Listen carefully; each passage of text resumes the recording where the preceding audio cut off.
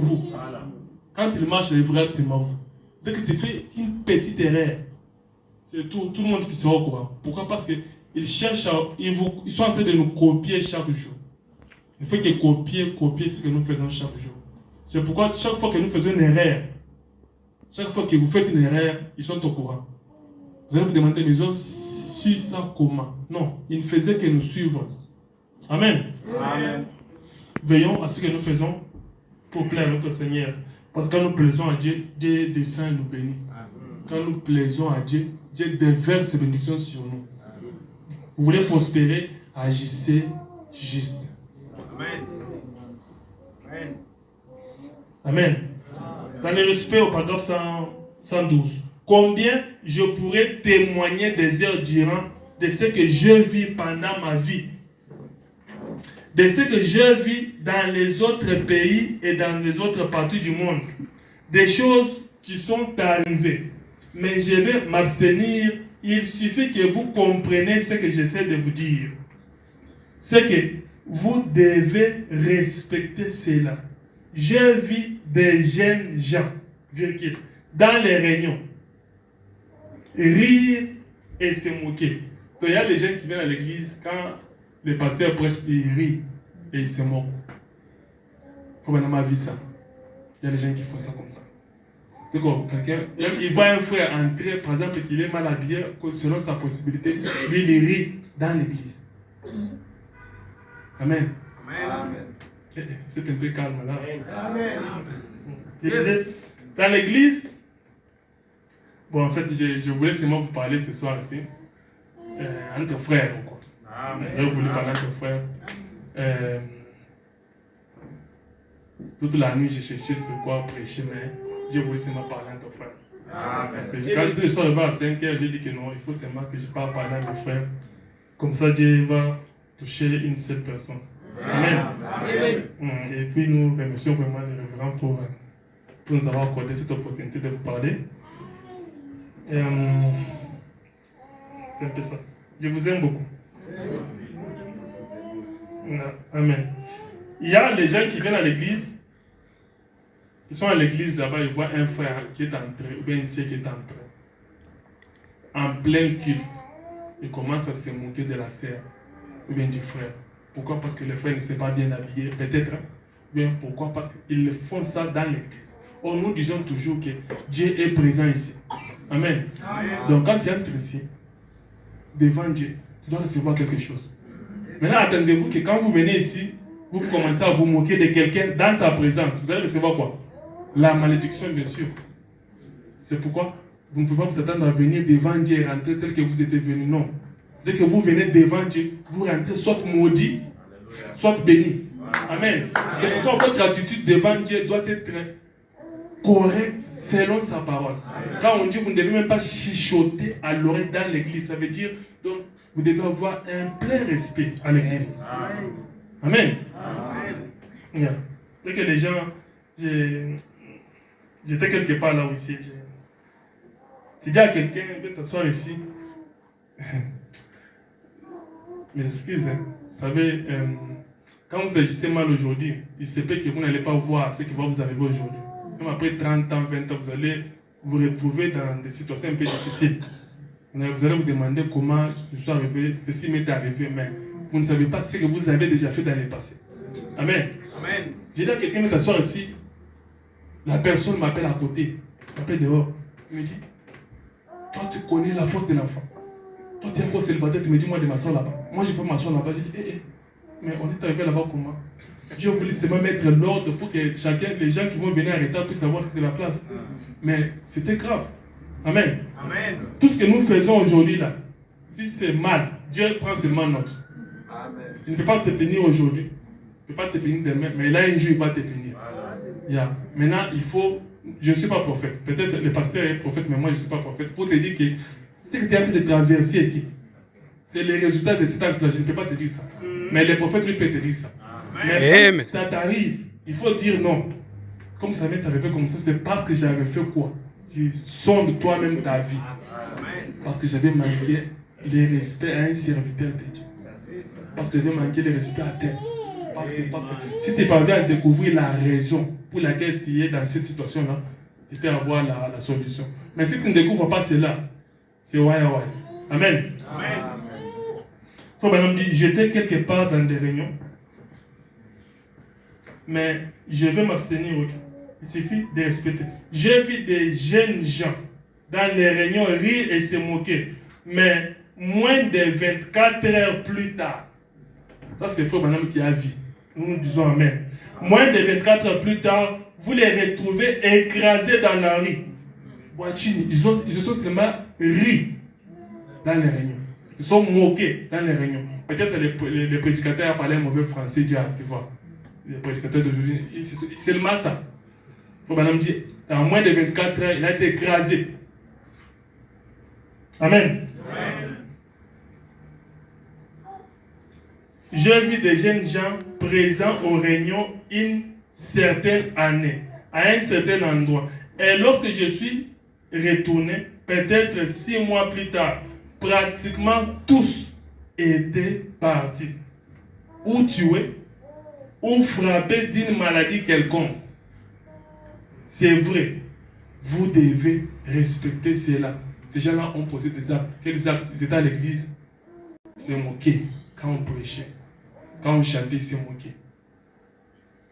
Ils ont ri en pleine culte. Il faut me dire, quand je suis rentré là-bas, ces gens-là, je ne les trouvais pas. Pour un petit acte seulement. Alléluia. Amen. Dans la prédication, tournez les regards vers Jésus. Au paragraphe 352, il dit ceci. Et combien de fois avons-nous vu ça dans les réunions? Des gens viennent aux réunions en parfaite santé. Donc, tu as quitté chez toi. Tu es venu en bonne santé. Mais comme tu es venu devant Dieu, tu ne peux pas sortir comme tu étais venu. Il n'y a que des choses ici. Ou soit tu sors ici maudit, ou bien tu sors ici béni. Amen. Il faut par dire que les gens sont venus en parfaite santé. Ils s'assoient là et ils critiquent. Donc, ils critiquent. Quand on prêche la nuit, ils critiquent. Quand les frères tels s'assoient là-bas, ils critiquent. Ici à l'église. Qu'est-ce qu'ils vont arriver à ces gens-là? C'est un acte. Je dis, quand tu poses un acte physique, nous on peut voir cet acte-là. Toi aussi tu peux voir cet acte-là. Même ton voisin peut voir que tu as posé un acte. Mais si c'est spirituel, toi-même tu sais ce que tu as fait. Tu peux bouder quelqu'un à l'intérieur de toi, je ne saurais pas que tu as boudé quelqu'un. Amen. Tu peux dire à l'intérieur, yes, tu le dis à l'intérieur là. C'est toi-même qui sais ça. Amen. Mais c'est lui qui sait tout. C'est celui qui bénit, et celui qui punit. Il faut maintenant me dire que ces gens, dans la prédication tournée les gars vers Jésus, il dit que il s'assoit là et il critique. Un jour ou deux plus tard, il se retrouve totalement aveugle. Madame va me dire la raison. Il dit qu'un jour ou 2 jours plus tard, ces gens-là se retrouvent totalement aveugles. Virgule. Frappés d'un cancer ou paralysés. Voyez-vous? Parce qu'ils étaient des incroyants. Je ne suis pas responsable pour eux, seulement pour les croyants. Beaucoup se sont retrouvés à l'hôpital psychiatrique il y a bien des années de ça. Et ils sont toujours certains. Certains sont descendus dans la tombe simplement parce qu'ils avaient été arrogants, incrédules. Certains sont retrouvés dans la tombe pour ça. Il faut maintenant parler des choses qui se passent dans l'église, en pleine culte. Amen. Amen. Donc nos actes, on ne doit pas seulement contrôler nos actes seulement dans les quartiers, au boulot. On doit aussi contrôler nos actes dans l'église. Quand nous entrons ici, il nous est dit que nous devons être calmes, silencieux. Ou soit on lit la parole, ou soit on prie. Amen. Mais quand vous entrez ici, vos yeux ne font que regarder à gauche, à droite, pour voir qui est qui, il a porté quoi. Lui, ce veste ici, il a porté ça, ça fait maintenant 3 mois, il n'a que ces seules vestes ici. Vous commencez à faire ça, ici à l'église. Vous savez déjà ce que vous attend. Amen. Je ne suis pas venu ici vous effrayer, mais je ne fais que vous dire que si nous agissons bien, Dieu doit nous bénir. Nous venons à l'église ici pour être bénis. Nous venons ici pour recevoir quelque chose de meilleur de Dieu. Amen. Mais pourquoi on ne les reçoit pas? C'est parce qu'il y a des petites choses que nous ne tenons pas attention. C'est pourquoi j'ai voulu parler un peu de ces petites choses. Donc comme ça, on doit les fixer. Pour que prochainement, quand je viens ici, je sais que non, tel frère, c'est déjà que si je parle en mal de mon frère, en pleine guilde, ceci peut m'arriver. Il va parler à Dieu bien. Et Dieu sera content. Amen. David, c'était un roi. Un roi qui avait une renommée. Dieu lui-même l'a appelé l'homme selon mon cœur. Qu'est-ce que David a fait? Dieu lui a dit de ne pas faire le dénombrement des peuples. David est allé, il a fait le dénombrement des peuples. Dieu s'est fâché. Parce qu'il avait sorti sa parole. Comme il n'agit pas selon sa parole, il doit frapper. Il est venu là frapper les Israéliens. Il y a des gens qui sont morts à cause de cela. Amen. Donc tu peux faire un acte aujourd'hui. Tes petits-fils ou tes arrière-fils vont payer pour cet acte-là. Amen. Donc David a fait cela, mais il y a des gens qui sont passés. Il y a des gens qui sont morts. Parce que vous savez, dans notre vie, chacun a une quantité de mesures de grâce que Dieu lui a donné. Chacun. Selon notre façon de se repentir devant nos problèmes. Tu as un problème difficile, est-ce que tu te repens? Tu as fait du mal à Dieu, dès que Dieu te révèle que ce que tu as fait, si c'est mal, est-ce que tu te repens? En faisant cette repentance-là continuellement, Dieu nous bénit. Dieu augmente notre mesure de grâce. Vous allez voir que Salomon, il était allé adorer les idoles. Amen. Mais Dieu, quand il est venu, il a dit, ni t'étais à cause de ton père. Vous voyez? Donc, il y a déjà quelqu'un qui a déjà vécu une bonne vie. Comme vous venez en dessous de lui, vous devez survivre. Maintenant, quand nous aussi nous vivons, nous devons chercher à ce que les gens qui viendront sous nous puissent aussi survivre de nos bonnes âmes. Mais si on ne les contrôle pas, les gens qui vont venir là-bas vont payer pour cela. C'est pourquoi nous avons dit dans l'Exode ici, dit que Dieu punit jusqu'à 4e et 3e génération. Amen. Mais si vous agissez bien, ces gens-là vont bénéficier de cela. Amen. Quand David a fait le dénombrement là-bas, Dieu est venu là punir les gens. Mais lui, il était resté. Amen. Quand même, lui, il savait ce qu'il faisait. Dès qu'il fait quelque chose, on dit que ce que tu as fait, c'est mal. Il s'est mis à genoux, dit au Seigneur, je ne savais pas, pardonne-moi. Un cœur repentant. Est-ce que toi aussi, tu te repens? Si on te dit que bien aimé, ce que tu as fait, c'est mal, est-ce que tu te repens? Non. Tu ouvres la bouche, tu commences à te défendre. C'est ça le problème. Amen. Quand nous nous défendons dans le mal, comment Dieu va nous aider? Mais si on nous dit que ce que tu as fait, c'est mal, tu te mets à genoux, tu dis Seigneur, je ne savais pas. Mais c'est ce qui, prochainement, je ne ferai pas ça. Dieu sera content. Il dira voilà ma fille. Il dira voilà mon fils. C'est comme ça que Dieu a appelé David l'homme selon mon cœur. Quelqu'un qui est disposé à se mettre à genoux. Chaque fois qu'on lui dit que ce que tu as fait est contre la parole, il se met à genoux et dit Seigneur, pardonne-moi. Je ne savais pas. Dieu l'a appelé un homme selon mon cœur. Amen. Nous devons aussi être comme ça. On doit aussi être comme ça. Dans la prédication, Dieu m'a compris. Au paragraphe 61. Et maintenant, très souvent, les gens se méprennent sur les comptes les uns des autres. Et ce n'est pas bien. Vous dites, eh bien, elle a les cheveux courts. Elle porte ses robes trop courtes. À l'église ici, quelqu'un peut venir ici avec les cheveux courts. Une ficelle, bien sûr. Et puisque vous êtes à l'église, on ne fait pas parler d'elle. Je dis bien ici. On ne fait pas parler d'elle. Bien la juger, dire, cette sœur-là, je ne crois pas qu'elle a le Saint-Esprit. Ou bien un frère peut venir à l'église et être mal habillé. Parce que nous, souvent, on regarde c'est mal les sœurs pour dire que les sœurs sont celles-là qui s'habillent mal. Non. Là, c'est les frères qui s'habillent mal. Il porte un pantalon où tu peux voir que non, ça c'est un danger, ça c'est chilé. Ce qui n'est pas très bien. Je disais que quand quelqu'un entre ici qui est mal habillé, il faut madame dire que nous n'avons pas le pouvoir de le juger. Amen. Parce qu'il y a des gens ici qui sont censés la ramener selon la parole. Amen. Ou bien si vous voulez ramener votre frère là, la Bible dit va vers ton frère. Tu parles, tu dis, mais sœur, toi je te vois, tu t'habilles toujours à mini-jupe, qu'est-ce qu'il y a? Est-ce que tu manques la possibilité pour acheter le long jupe? Ou bien c'est quoi? Parce que tu peux t'en procurer. Par exemple, tu sauras la raison pour laquelle il porte comme ça. Peut-être qu'il n'a pas la connaissance de savoir que je suis censé m'habiller en longue jupe. Peut-être. Mais toi, tu commences déjà à juger. Tu vois que tu es mal agi. Amen. Amen. Il faut maintenant dire que ce n'est pas bien. Vous dites, eh bien, elle a les cheveux courts, elle porte les courtes jupes. Ce n'est pas le Saint-Esprit qui est sur elle. Parce qu'elle porte des choses courtes. C'est ce que les gens disent. Il faut vraiment dire quoi? Il dit, ne faites pas ça. Ne faites pas ça. Tu ne peux pas juger comme ça, mettre le point sur la vie de quelqu'un pour dire celui-là, il n'a pas encore le Saint-Esprit. Non. Parce que c'est mal habillé. Non. La parole, nous évoluons de la parole de pas en pas. Aujourd'hui, tu connaissais la première partie de la parole, demain tu connaîtras la deuxième, le lendemain la troisième, la quatrième. Si tu sais déjà qu'en portant les mini-jupes, c'est mal. Parce que tu vas montrer une partie de ton corps. Elle peut-être ne sait pas. Prends les Écritures, va vers elle. Montre-la. Au lieu de condamner, juger, murmurer, non. Il faut madame dire ça, ce n'est pas bien. Pourquoi nous dit ça que ce n'est pas bien? C'est parce que si on le fait, on sera puni par l'Éternel. Tout celui qui s'appelle enfant de Dieu, qui sait qu'il est enfant de Dieu, chaque fois qu'il fait quelque chose de mal, Dieu est obligé de le punir. Hey, amen. Amen. Si toi tu fais de mauvaises choses dans ta vie, tu ne vois pas que Dieu te ramener sur le chemin, sache très bien que tu n'es pas un fils de Dieu. Amen. Amen. Vous ne savez pas ce qui se trouve dans le cœur de cette femme. Vous n'en savez rien.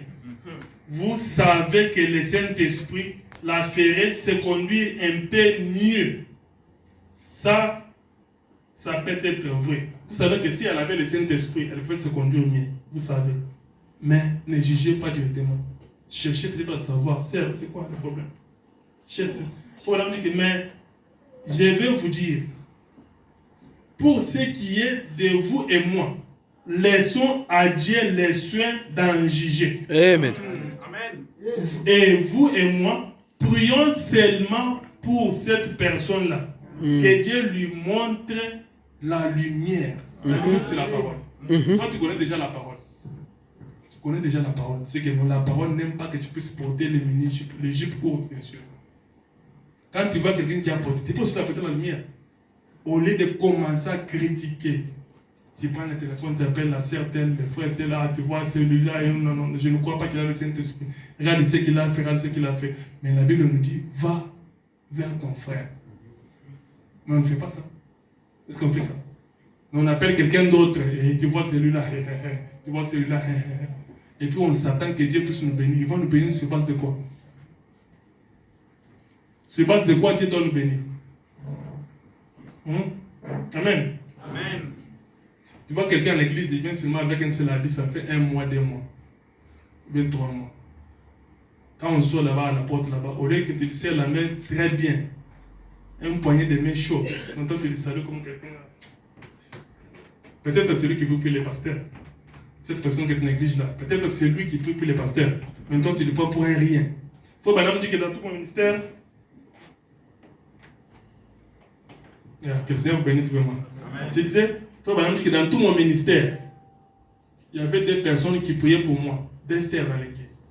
Ils priaient pour Frère Branham pour qu'il puisse avoir des succès dans son ministère. Imaginez-vous que vous voyez les sœurs pareilles dans l'église qui ne sont pas présentables. Vous pouvez leur manquer de respect. Vous pouvez dire non, ces gens ici, comme ils sont comme ça, c'est qu'ils n'ont pas dit. Non, alors qu'ils se mettent à genoux, ils gênent, ils prient pour les pasteurs. Amen. Amen. Et vous aussi, vous devez aussi prier pour les pasteurs. Amen. C'est une recommandation que Dieu vous a donnée. Il y avait un roi là, Osias. Osias, c'était un roi qui avait eu de bons parents. Que nous préférons que vous tous vous pouvez aussi être comme les parents d'Osias. Ils l'ont bien éduqué. Dès que Osias a eu 16 ans, ses parents sont décédés, ils sont partis. Osias est devenu roi.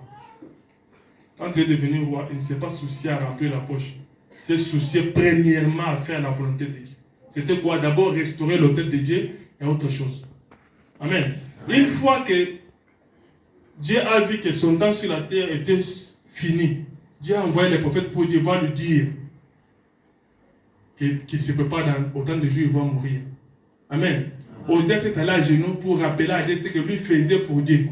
Il dit, Seigneur, regarde, toute ma jeunesse, quand j'ai eu le pouvoir, je n'ai pas eu le temps de me réjouir.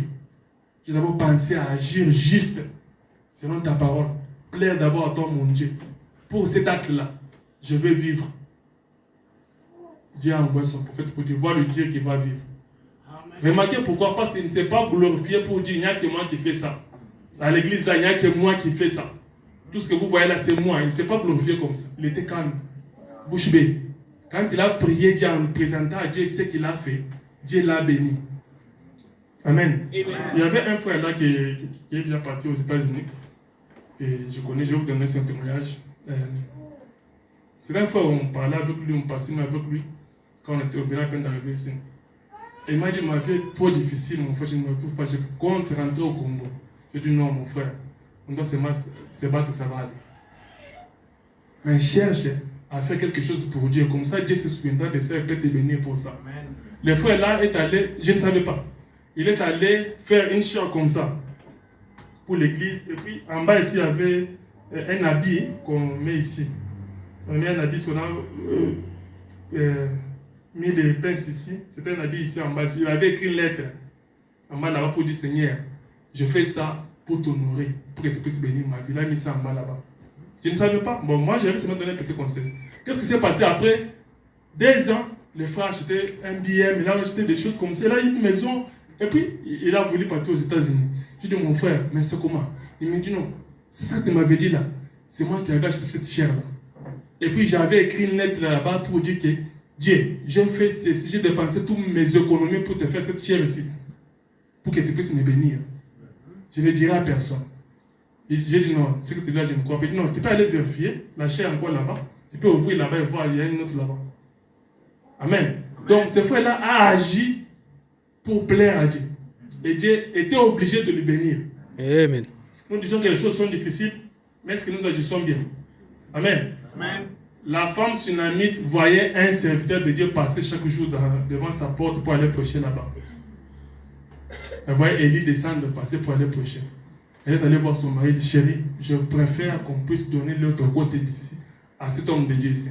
Comme ça, chaque fois qu'il viendra pour prêcher ici, il va commencer à passer nuit ici. Au lieu qu'il puisse faire les va-et-vient. Parce que Élie n'était pas fatigué. Élie n'a jamais dit que je suis fatigué de faire les pieds. Non. Il faisait que marcher parce qu'il était là pour servir Dieu. Mais dès que la femme a pris cette côté, je l'ai donné à Élie. Dieu lui a dit, dites-leur qu'ils te disent ce qu'ils ont besoin. Et il a dit, je vais vous donner l'enfant. Ils ont donné l'enfant. Même quand l'enfant était décédé, il pouvait dire à Élie, c'est toi qui nous as donné cet enfant ici. Nous voulons que l'enfant puisse vivre. Parce qu'ils avaient bien agi. Amen. Je suis en train de dire à mes frères que si vous agissez bien et que vous les gardez pour vous, pas en criant partout, témoignant partout, Dieu est obligé de vous bénir. Amen. Amen. La sœur Mède, c'est une sœur qui a beaucoup souffert. Je dis dans le sens où son mari ne faisait que voyager à gauche et à droite. Vous connaissez l'histoire de sœur Mède? Elle marchait. Elle était à la maison, son mari partait ici et là. Et frère Branham dit qu'un jour, quand je suis rentré à la maison, le petit Joseph l'avait fait quelque chose de mal à la maison. Elle m'a dit de lui frapper. J'ai dit non, je ne peux pas frapper cet enfant-ci. Je ne vais pas le frapper. Parce qu'il faut vraiment m'interpréter de méditer la parole. Mais elle s'est fâchée là, frapper la porte. Comme c'était un mauvais acte. En manquant les respects. En faisant seulement la porte comme ça. Claquer la porte là. Dieu a pris ça mal. Dieu l'a frappé de kyste. Amen. Amen. Dans la prédication, quelle attention tourner les gars vers Jésus d'abord, il faut vraiment dire que j'ai prié sans relâche. Je veux que vous preniez seulement les mots. Il faut vraiment prier sans relâche pour que le Christ là puisse quitter de Mède. Mais le Christ n'est jamais quitté. Parce qu'elle avait agi mal. Amen. Il faut vraiment dire qu'un jour, il faut vraiment aller prêcher quelque part. En prêchant là-bas, il a dit non. Demain, ce sera le jour de Noël et ma femme sera opérée à telle heure. Laisse-moi me mettre à genoux pour prier. Dès qu'il était déjà à l'hôtel, il s'est mis à genoux. Il a commencé à énumérer. Énumérer ce que Mède faisait pour lui. Il faut vraiment dire que, regardez Seigneur, elle n'a jamais ouvert sa bouche pour me dire qu'elle ne fait que voyager. Elle n'a jamais ouvert sa bouche. Elle a fait ça pour moi. Elle fait ça pour ses enfants. Je pars en voyage, j'ai fait même 6 mois, 3 mois, elle ne se plaint pas, tout ça. L'âge du Seigneur est venu. Pourquoi? Parce qu'on a énuméré les bons actes que Mède faisait pour Frère Branham. Amen. Mais remarquez, il faut maintenant dire que j'ai prié sans relâche. Ça veut dire pour aujourd'hui, puis demain, pour aujourd'hui. C'est ça, prier sans relâche. Mais l'église n'était pas partie. Dès qu'on a seulement présenté ce qu'elle faisait pour Dieu, sans se glorifier, sans dire qu'il n'y a que moi qui fais ça, Dieu est descendu à enlever l'église. Les docteurs sont venus, ils ont dit, mais c'était ici, non? On avait trouvé ça ici, c'était où? À gauche, ils ont vérifié, ils n'ont rien trouvé. Pourquoi? Parce que les actes pesaient trop fort. Dieu était obligé de venir. Amen. Amen. Si aussi vos actes pèsent trop fort, Dieu est obligé, dans n'importe quelle situation, Dieu est obligé de vous bénir. Mais si vous les avez déjà dit à tel frère, à telle sœur, Dieu n'aura pas la possibilité de vous bénir. Pourquoi? Parce que votre main gauche est déjà au courant de cela. Amen. Amen. La sœur Meda a eu la guérison. Les docteurs étaient étonnés parce qu'ils ont fait l'examen avant l'opération. Ils ont fait l'examen, ils ont trouvé que réellement, elle a une kyste. On doit opérer ça ici, tel jour. Ils ont même donné la date. Dès que la personne est venue, quand Frère Branham s'est mis à dire cela, là je lui ai dit, dites ce que tu veux pour elle. Tu veux quoi? Frère Branham dit qu'avant même que les docteurs ne mettent les mains sur elle, je vais que. Amen. Parce que Frère Branham avait présenté les bons actes à ses frères, à l'Éternel. Et Dieu était obligé de donner cela. Amen. Amen. Si nous aussi nous agissons bien, physiquement parlant, nous aurons des bénédictions physiques. Si nous agissons bien, spirituellement parlant, nous aurons ces bénédictions. Amen. Amen. Les gens disent que je crois au Seigneur, j'ai donné à Dieu mon âme. Mais est-ce que réellement, ce que tu fais entrer dans ton âme, là, c'est ce que tu as donné à Dieu? Comment Dieu va te bénir? Amen. Amen. Les gens ont donné leur vie à Christ. Les autres aussi disent que nous avons donné notre vie à Christ. Mais quand vous remarquez dans leur vie, vous voyez qu'ils ont une autre partie où ils ne veulent pas que Christ puisse toucher. Dieu se retrouve dehors. Tu dis non, je ne peux pas toucher ça. Seigneur, tu t'es entré, mais ici, tu ne touches pas.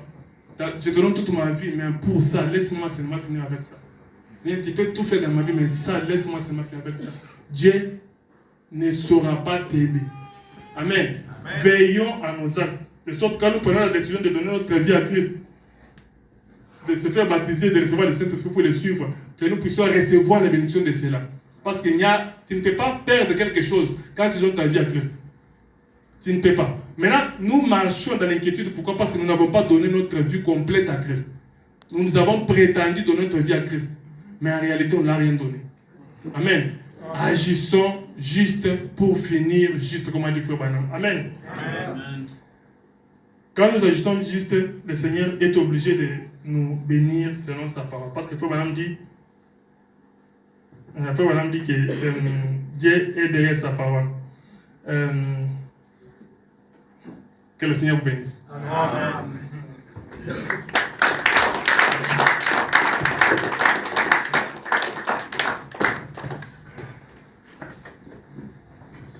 Que le Seigneur vous bénisse. Amen.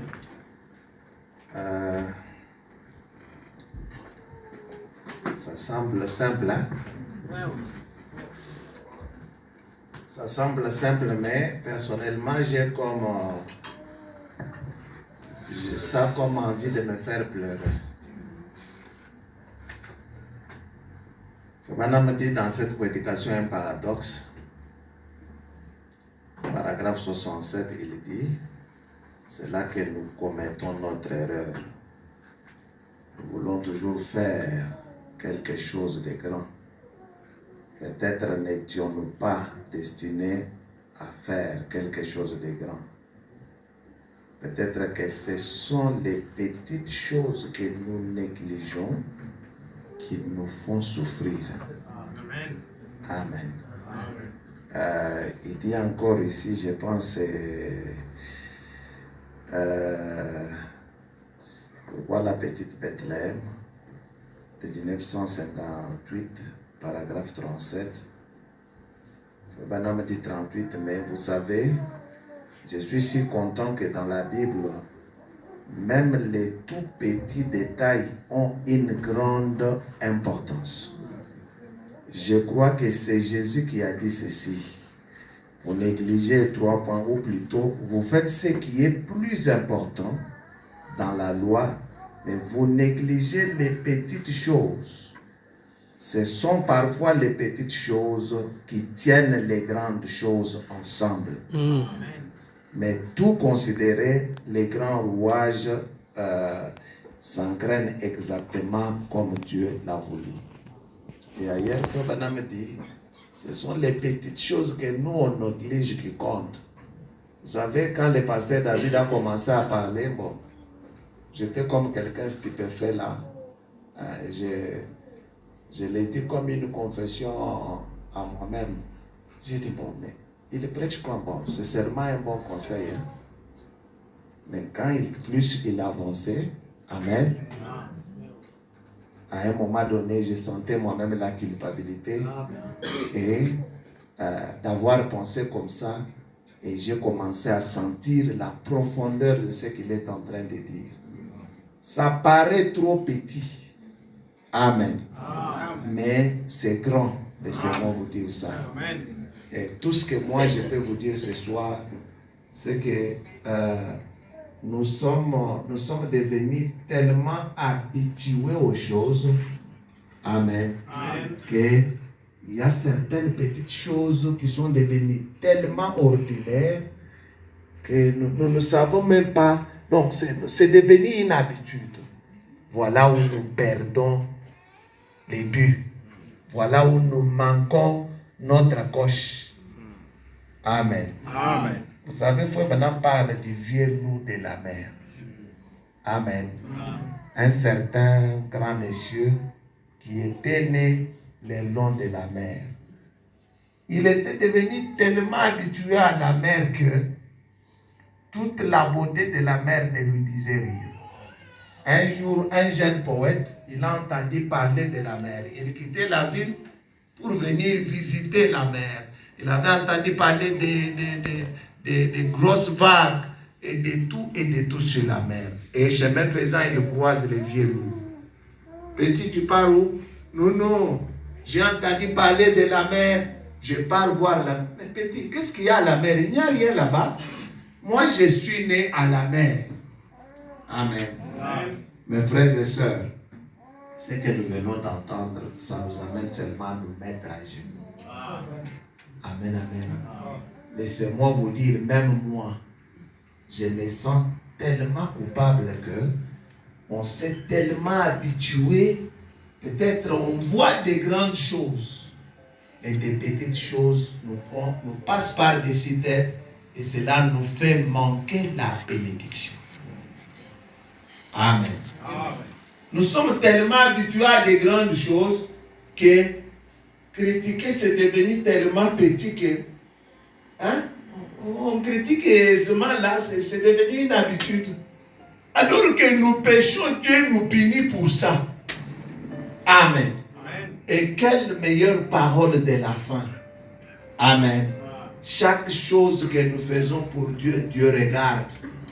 Branham a rappelé à Dieu les bonnes œuvres de Meda. Voilà pourquoi Meda a trouvé sa guérison. Ce frère-là a juste suivi son conseil. Et il a écrit une note à Dieu. Il l'a mis en dessous de l'habit qu'on avait plaqué sur la chair. Oh, c'est tellement grand, mettons-nous debout.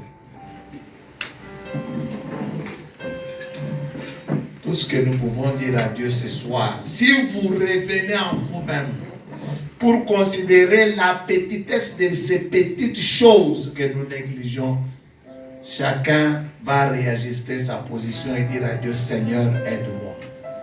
Amen. Ne vous habituez pas à Dieu. Ne vous habituez pas aux choses de Dieu. Ne vous habituez pas à la parole de Dieu. Veillons sur chaque petit point, chaque pas de notre vie. Vous vous rappelez quand on a suivi notre parole sur sa présence. Frère Branham a dit, ayez conscience de la présence de Dieu. Chaque acte que vous posez, sachez qu'il y a quelqu'un qui vous regarde. Je ne connais pas pourquoi Dieu a mis ça sur le cœur de son serviteur, mais allons-y à genoux. Parlons à Dieu, disons à Dieu, Seigneur, pardon. C'est tellement petit que ça me dépasse. Vous savez, Frère Branham dit, Dieu est tellement grand. Amen. Qu'il est tellement petit à tel point qu'il peut nous passer, on ne le voit pas. Voilà le genre de prédication. Amen. Aide-moi, Seigneur. Oh Jésus, aide-moi. Aide-moi, Seigneur. Oh Jésus, aide-moi. Jésus, aide-moi. Chaque jour, chaque nuit, par la force du Saint-Esprit, aide-moi. Oh Jésus, aide-moi. Oui, aide-moi. Chaque jour, chaque nuit, par la force du Saint-Esprit, aide-moi. Oh Jésus, aide-moi. Oh, parle-moi, Seigneur. Oh Jésus, parle-moi. Parle-moi. Parle-moi, Seigneur. Oh Jésus, parle-moi. Jésus, parle-moi. Chaque jour, chaque nuit, par la force du Saint-Esprit, parle-moi. Oui, oh Jésus, parle-moi. Jésus, parle-moi. Chaque jour, chaque nuit, par la force du Saint-Esprit, parle-moi. Oui, oh Jésus, parle-moi. Vous pensez être tellement grand. Vous pensez être un grand chrétien. Alors qu'il y a des petites choses qui doivent soutenir votre vie. Oh Seigneur. Nous sommes devenus tellement légers. Tellement légers. Tellement légers. Tellement légers. Oh Seigneur.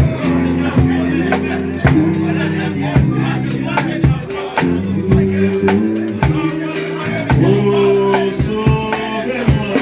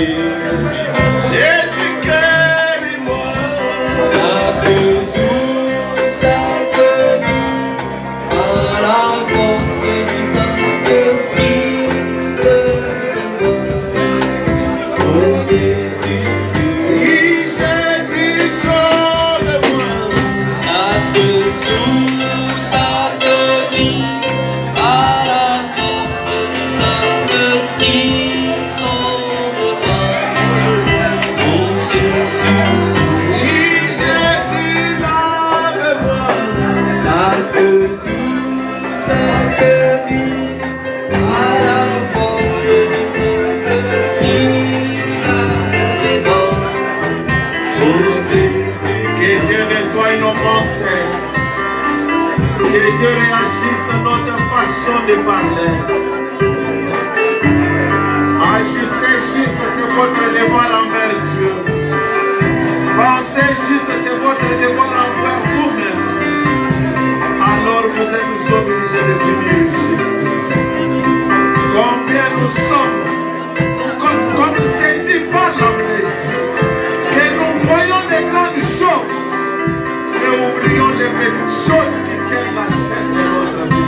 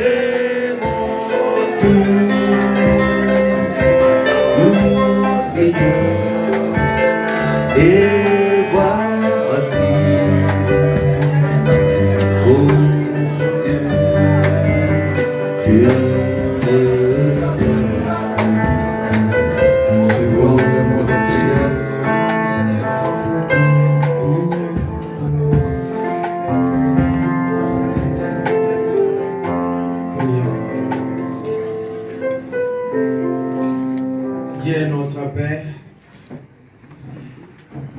tu es miséricordieux, plein de compassion et d'amour. Tu ne veux pas l'amour du méchant, tu veux que tous arrivent à la repentance. Seigneur, nous nous sentons coupables sur nos actes vis-à-vis de ta parole, alors que tu nous as invités à penser juste et à agir juste. Dieu de miséricorde, nous manquons à te dire, mais nous nous repentons, Seigneur. Pardonne-nous, Jésus. Pardonne notre comportement. Pardonne notre façon d'agir. Pardonne notre façon de penser. Pardonne notre façon de marcher et les actes que nous posons, Seigneur. Et cela a jeté nos propres sur ta parole. Mais tu as dit, tu n'as jamais rejeté tout celui qui vient à toi. Reçois-nous, Seigneur. Oh Jésus-Christ. Ézéchias t'a rappelé les biens qu'il avait fait. Tu as prolongé ces années. William Branham t'a rappelé les biens que Med faisait, Seigneur. Oh Dieu, tu l'as guéri. Ne nous punis pas, Seigneur. Regarde-nous au travers ton sang. Souviens-toi de l'œuvre du calvaire. Nous revenons comme les fils prodigues. Reçois-nous, Seigneur. Aide-nous à se rappeler sur ce message qui vient de sortir ce soir. C'est une interpellation pour chacun d'entre nous. Accorde-nous ta grâce. Laisse-nous marcher selon ta parole. Laisse-nous penser selon ta parole. Laisse-nous vivre selon ta parole. Laisse-nous poser les actes selon la parole. Parce que tu nous observes. Bénis les vases que tu as utilisés. Où elle est davantage, traite avec lui, Seigneur. Chaque fois qu'il se tiendra la chair pour apporter ta parole, que tu puisses encore l'inspirer, Seigneur. Laisse que cette parole qui a été prêchée soit gravée dans nos cœurs, que ça puisse se reproduire selon son espèce. Accorde-nous ta grâce. Rentre avec nous. Au nom de Jésus-Christ, nous avons ainsi demandé. Amen. On va récolter les dîmes et les offrandes. Prions, Seigneur, bénis ce service au nom de Jésus-Christ.